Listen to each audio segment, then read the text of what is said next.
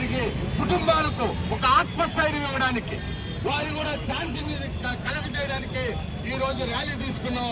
ఈ ర్యాలీలో ప్రతి ఒక్క సోదరుడు కూడా స్వచ్ఛందంగా పాల్గొని మరి ఈ దేశ ఔన్నత్యాన్ని కాపాడడం కోసం, ఈ దేశ సమగ్రతను కాపాడడం కోసం మనం అందరూ కూడా ఐక్యంగా, హిందువులు ముస్లింలు ఐక్యంగా ముందుకు సాగాల్సినటువంటి అవసరం ఉందని తెలియజేస్తూ అస్సలాము అలైకుం వరహ్మతుల్లాహి వబరకాతుహు. దేశం భద్రత లోపం కారణంగా అమాయకమైనటువంటి భారతీయులు మరియు పరదేశం నుంచి మన దేశానికి విహారయాత్ర కోసం వచ్చిన వాళ్ళు చనిపోవడం చాలా దురదృష్టకరం. దీనిని యావత్ భారతదేశ ప్రజలు చింతిస్తున్నారు.